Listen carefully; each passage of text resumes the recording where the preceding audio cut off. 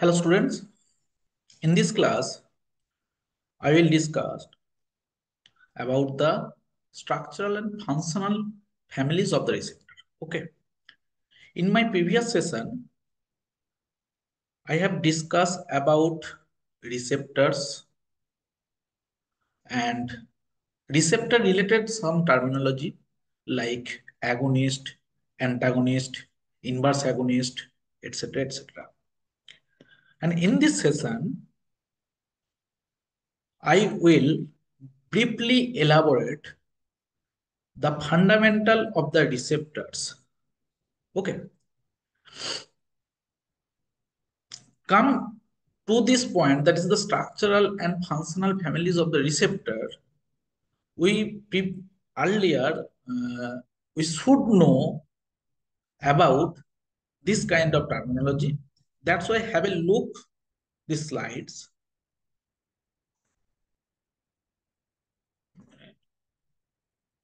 And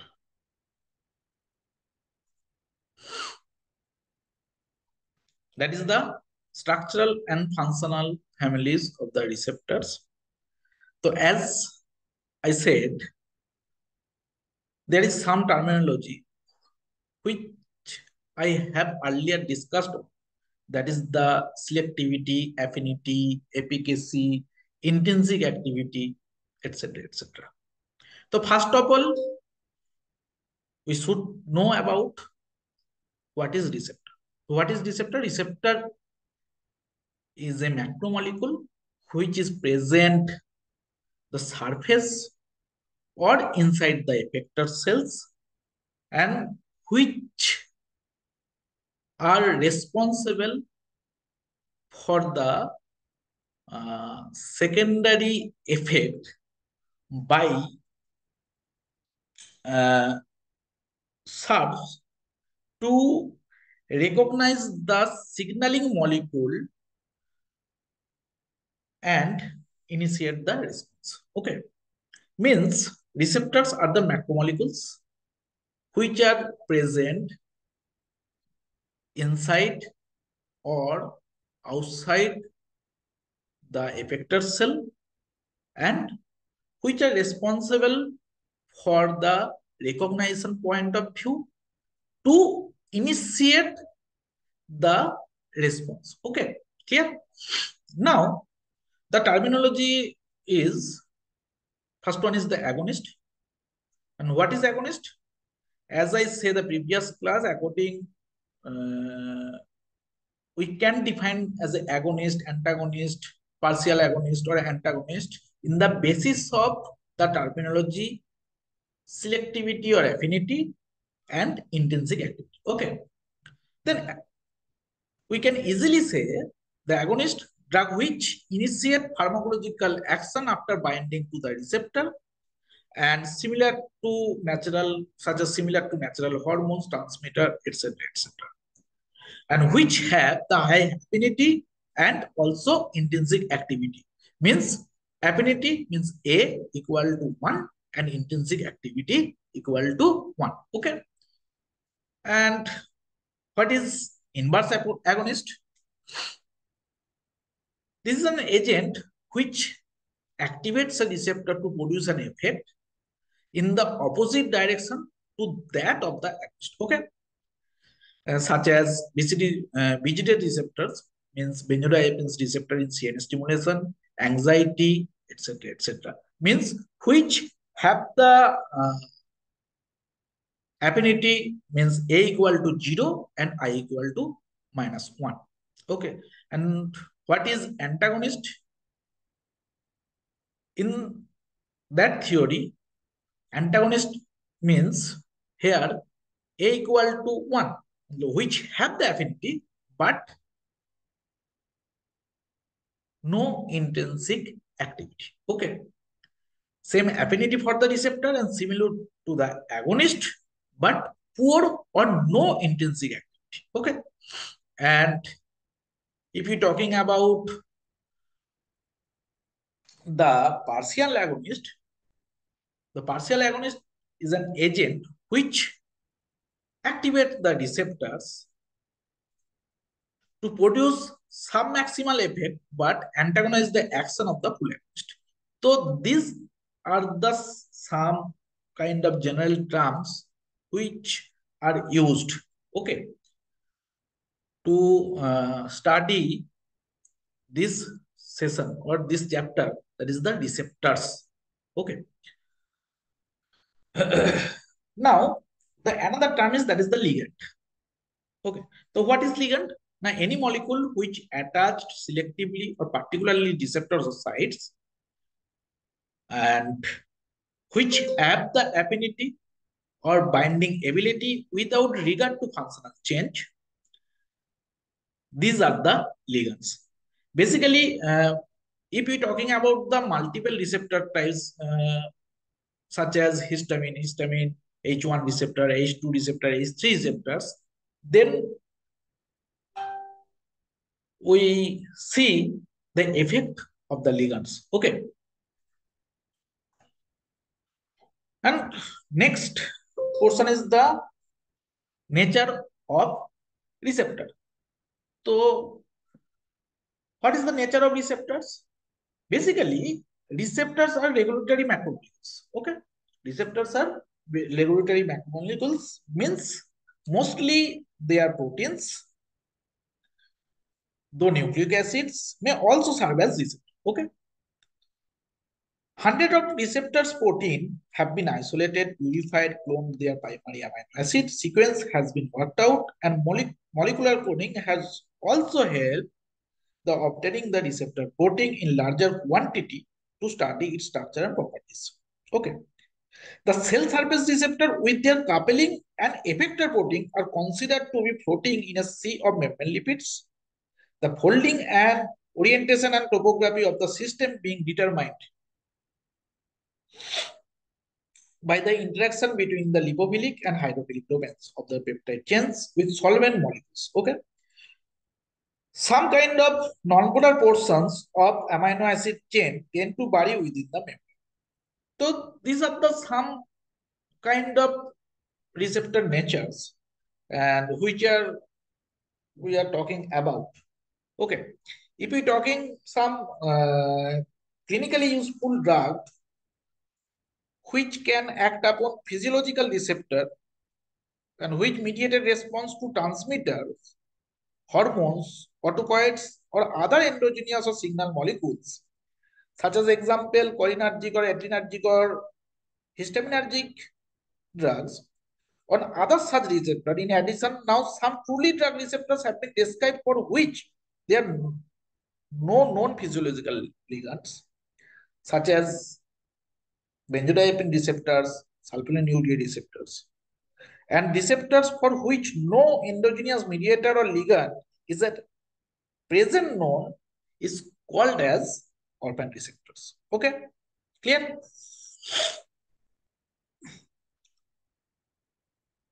If we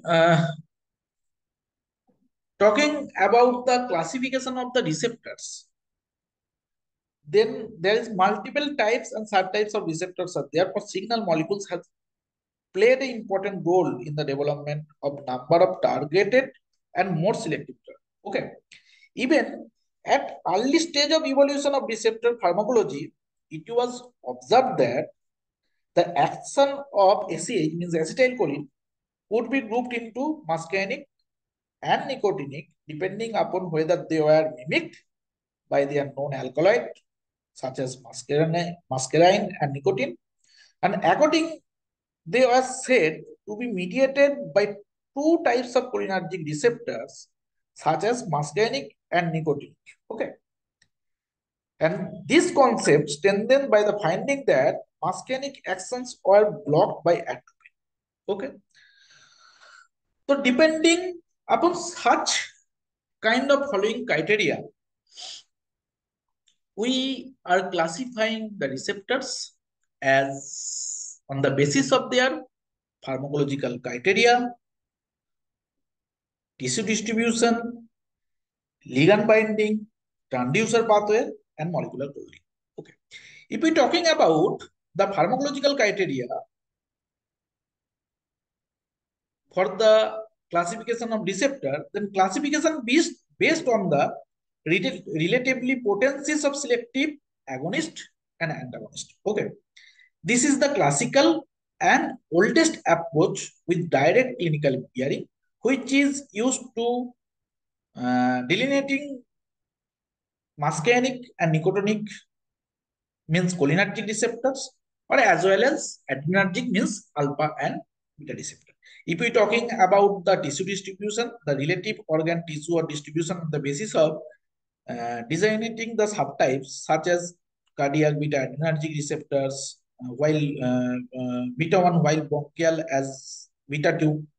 This division was confirmed by selective agonist and antagonist as well as molecular coding. Okay. Third one is the ligand binding.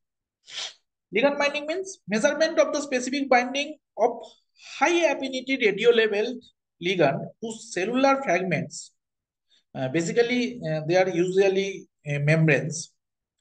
In vitro, and its displacement by various selective agonist or antagonist is used to delineate the receptor subtypes. Okay. Such as multiple 5-HT receptor was distinguished by this approach. Look in the slides. These are the 5-HT receptors, means serotonin receptors, and there are the multiple categories there, and they were classified by this method only, that is the ligand binding method. Okay, clear? Fourth one is the transducer pathway, on the basis of transducer pathway. What is that? The receptor subtypes may be distinguished by the mechanism through which their activation is linked to the response. Such an example, muscarinic cholinergic receptors act through G protein, while nicotinic cholinergic receptors gets influx of Na plus ions, means nicotinic receptors are act on ligand gated ion channel, whereas muscarinic receptor act on the G protein coupled receptor, act via G protein coupled receptors. Okay. So in such a way, transducer pathway of the classifications are achieved. And last one is the molecular cloning.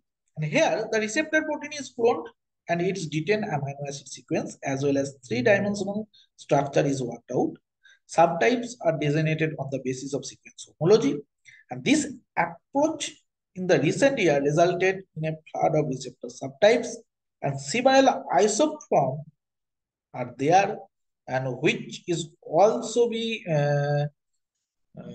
identified and which do not differ in ligand selectivity, okay, for each subtypes. This functional significance of many of these subtypes or isoforms in dubious. Even receptors without no ligand means orphan receptors, they have been also described by this method. Okay. Now,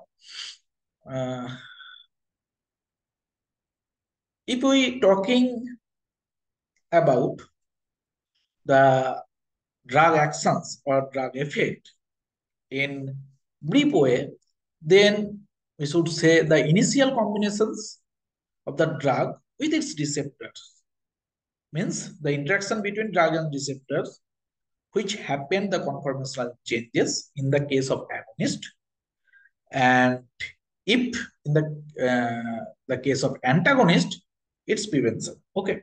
And what is drug effect? The ultimate change in biological function as a consequence of drug actions through a series of intermediate steps. Okay, drug effect means the ultimate change in biological functions as a consequence of a drug action through a series of immediate steps. Means that is the transducer. And here we starting the most important point, that is the transducer mechanism. And what is that? Now, considerable progress has been made in the understanding of transducer mechanism, which is most instances have been found to be highly complex multi-step process that provide for amplifications of the signal, and as well as integration of an and concurrently received extra and intercellular signals at each steps. Okay.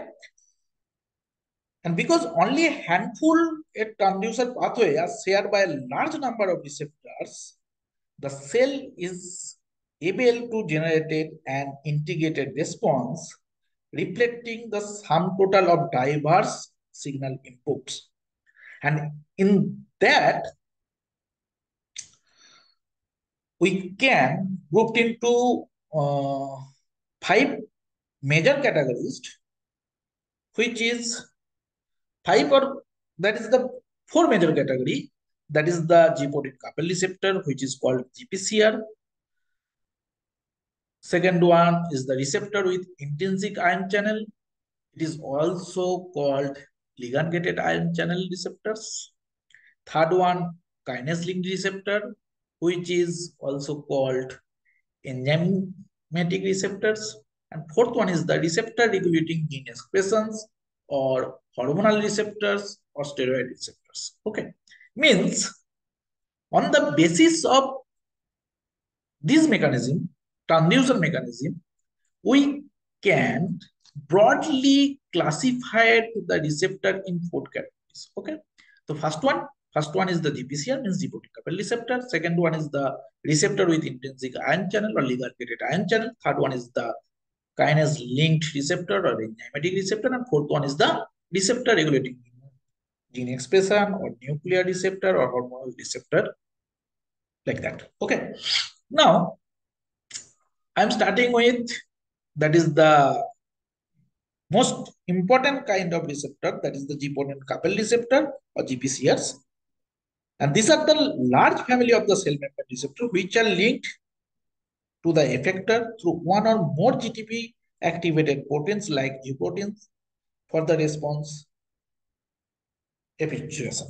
All such receptors have common pattern of structural organization. If you see the structural organization of this receptor, then we see that the receptor consists of 7 members of spanning helical segments of hydrophobic amino acids, and the intervening the segments the connecting the helix from the 3 loops on either sides of the membrane, and the amino terminus of the chain lies on the extracellular phase, while the carboxy terminus is on the cytosolic sites. So the approximately location of the agonist and G-protein binding sites are indicated in this picture only. Okay. Then, if you saw in these slides, that is the certain messenger point of view, a number of G proteins distinguished by their alpha subunits, which have been earlier described, and the important ones, their action of the effectors are, that is the GS or GI, on the basis of the alpha subunits, GS or GI, GS matlab, that is the which is responsible for the AC, adenine cyclase activations, calcium channel opening, etc., etc. And GI means that is the adenine cyclase inhibitions, potassium channel opening, and also here GO or G0, sorry, G0, that is the calcium channel inhibition, as well as GQ, that is the PLC activation, means phospholipase C activation. Okay.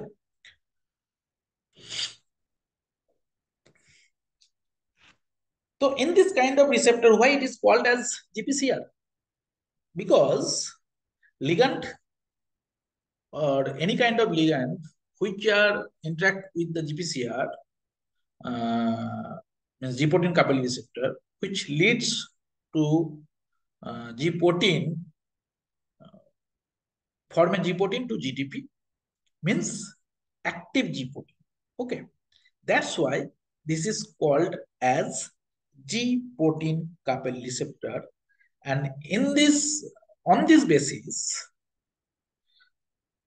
the theory of secondary messenger is come, and the secondary messenger means there is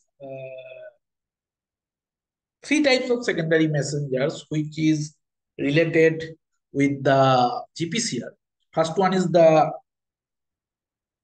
adenyl cyclase, and the related pathway is called as the CMP pathway. Okay. Second one is the IP3 DAG pathway, and third one is the channel regulation. Clear? And this is the picture of first kind of secondary messengers, means cyclic AMP pathway. If you see the action effect sequence of two G protein coupled, uh, if we're talking about this, that is the beta R, means beta adrenergic and muscarinic, that is the M2 receptors activation in myocardial cell.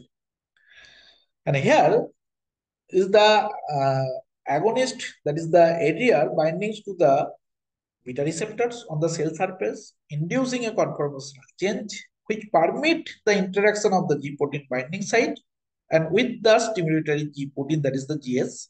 The activated alpha subunit of GS now binds with GTP and dissociate from the beta dimer as well as from the receptors. Then GS alpha carrying bound the GTP associated with the activates the enzyme adenine cyclase, means AC, located in the cytosolic acid, and which hydrolyzed to CMP, which then phosphorylates, thus activates the CMP dependent PKA, and which is the major point, that is the functional protein A, that is the PKA. And with the formation of PKA, in transphosphorylates, many functional protein, including troponin, phospholambar, so that interact with calcium channel and respectively, resulting to increase force of contraction and faster relaxation. Clear? This is the GS, which I have earlier discussed. What is GS? And if we're talking about the ACH, that is the acetylcholine, which is act on the GI, and this is the completely opposite process. If you see, because that is the acetylcholine act on the, that is the muscarinic receptors, which activate the GI, and GI leads to the adenyl cyclase inhibitions. Okay, then the further process is not completed. Okay, and second point is the IP3 DAG, or in this pathway, the which activate the GQ, and GQ furtherly activate the PIP2 and IP3, and PIP2 activate the calcium channel, which stimulate the MLCK, means myosin light chain kinase, and smooth muscle contraction is happened in that case. Okay. If you because G protein coupled receptor is a vast topic, we are just discussing the different types of structural and functional families of receptor only. That's why I am not elaborately described in this session about G protein coupled receptor. Okay, we can briefly describe its structure and function only. Okay, and third point is the channel regulations. Okay, in channel regulation, the activated G protein, it may be GS, GI, or GCOR, can also open and inhibit the ionic specific for the calcium or potassium without the intervention of any second messenger like CMP or IP3, and bring about hyperpolarization, depolarization, changes in intercellular concentration, etc., etc. Okay. So this is the G protein coupled receptor. Here the picture is the, you can talk about the second type of the receptor subfamilies. That is the ligand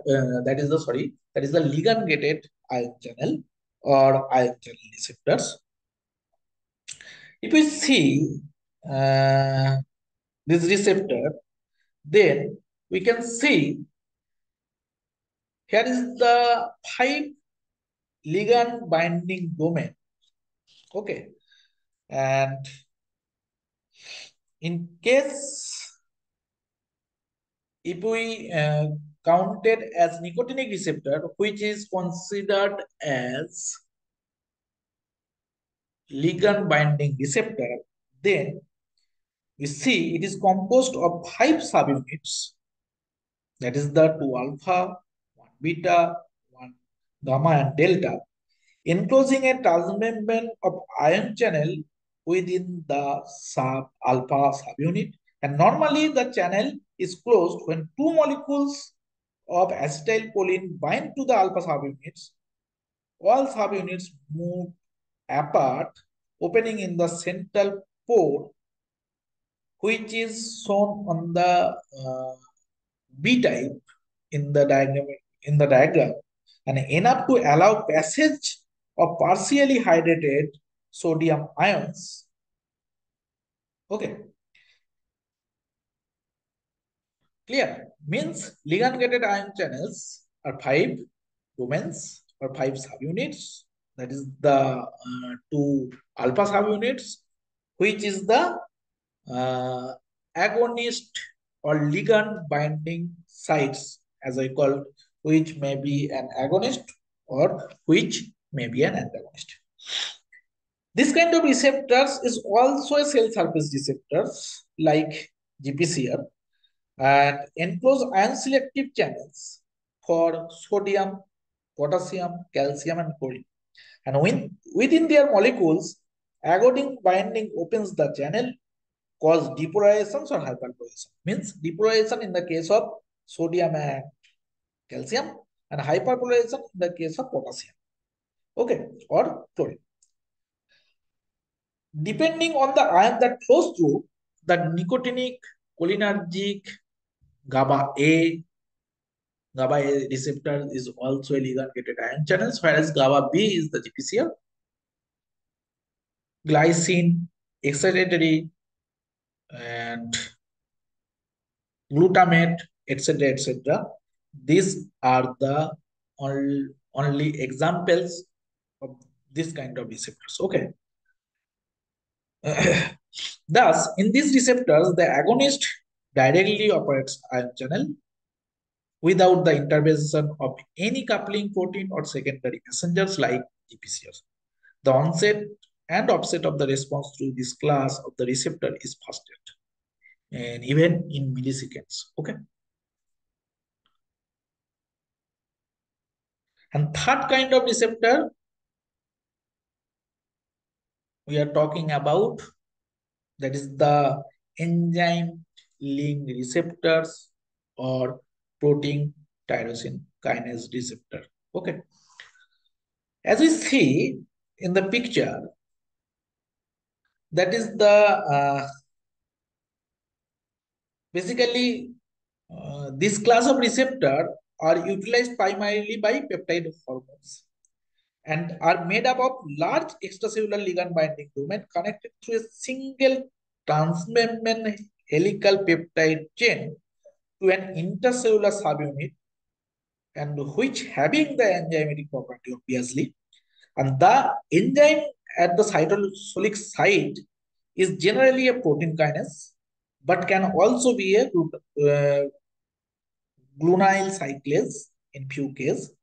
The commonest protein kinase are ones which phosphorate the tyrosine kinase residue on the substrate protein and are called receptor tyrosine kinase, means RTKs. An example of that is the insulin, EGF, epidermal growth factor, nerve growth factor, etc., etc. As you see, the mechanistic approach of this receptor or functional properties of the receptor, we can see on the binding the peptide hormone to the extracellular domain, the monomeric receptor move laterally in the membrane and form dimers. And dimerization activates the tyrosine kinase, that is RTK, actively of the intercellular domain, so that they phosphorylate the tyrosines residue on which other as well as the several disulfide domains substrate proteins are there. The phosphorylated substrate proteins are then perform downstream signaling function. Okay. In this category, here is the another mechanistic approach. This is called as Jack's TAT pathway, and in that model, we can say the intercellular domain of this receptor lacks intrinsic protein kinase activity, as we see in the picture, and cytokinins and such or some kind of hormones binding to the extracellular domain, which are inducing the receptor dimerization, which activates the intercellular domain to the binding fibromin, that is the JAK, Janus kinase molecule, and the activated JAK phosphorylate tyrosine residue on the receptor, which then bind another protein, which called as TAT, that is signal transducer activated transcriptions.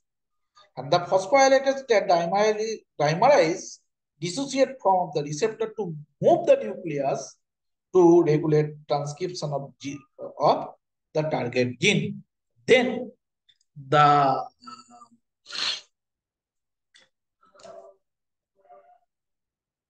functions is different kind of functions related this kind of hormones or cytokines is happened. Okay, this is the tyrosine protein kinase receptor.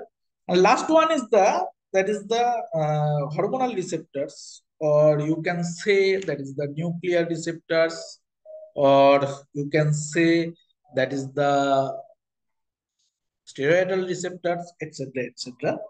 As you see in the picture, that is the example of one hormone, that is the glucocorticoid, which penetrate the cell membrane and binds to the glucoprotein receptors, that is the GR protein, and normally resides the cytoplasm in associated with the heat shock protein 90, that is the SHP90, and other protein. The GR has a steroid binding domain near carboxy terminus and mid-region DNA binding domain joined as a hinge region. Okay. So a dimerization reagent that overlaps the steroid binding domain is exposed, promoting the dimerizations of the occupied receptor. This steroid bound receptor dimer translocates the nucleus, and then the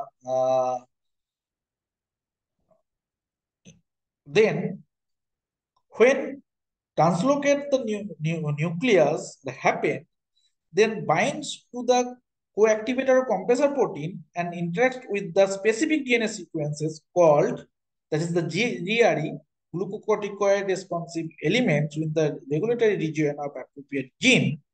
And these expressions of this gene is consequently altered the resulting in promotions or it may be suppressions of their transcriptions. Okay, means this kind of receptors exist in a dynamic state, and their density and efficacy to elicit the response is subject to regulation by the level of ongoing actively feedback of their own signal output and other pathophysiological influences. And such kind of receptors, drugs, which are acting on these receptors are estrogen, uh,